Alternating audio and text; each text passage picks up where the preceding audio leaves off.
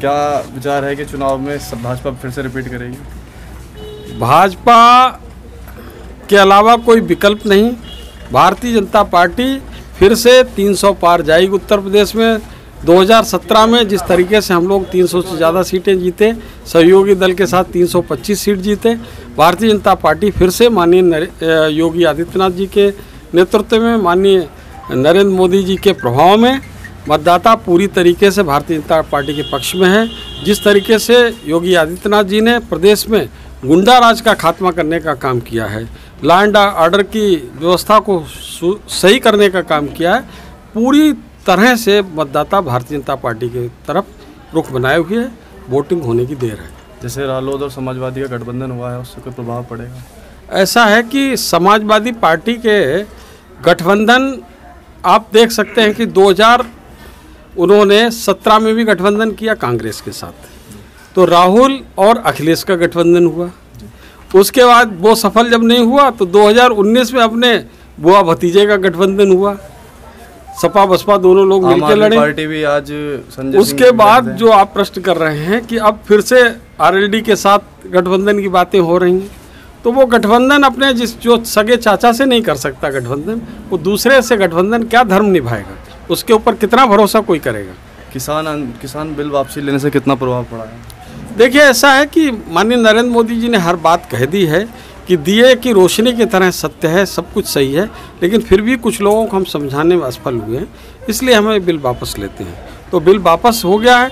जिन लोगों को कुछ थोड़ा बहुत था कि उनको पता नहीं कि कुछ गड़बड़ी होने की आशंका थी, वो भी समाप्त हो गई।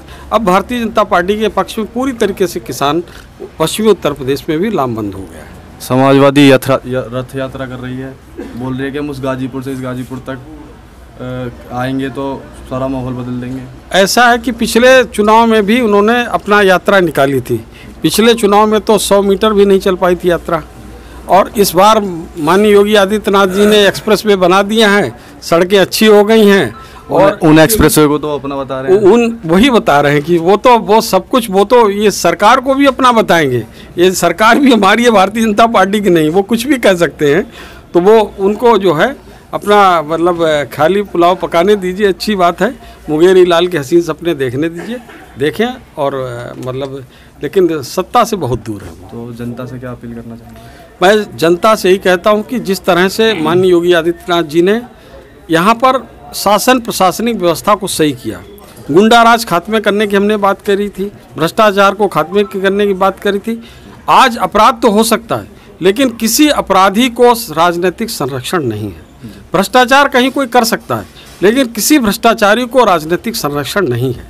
ये बहुत बड़ी बात है कि किसी तरीके से हम किसी गुंडा माफिया, आज माफियाओं के संपत्तियों पर बुलडोजर चल रहा है, और उनके पक्ष में बोलने का काम समाजवादी पार्टी के नेता कर रहे हैं, अखिलेश यादव जी। आप सोचिए कि आने वाले में सरकार में ये क्या करेंगे।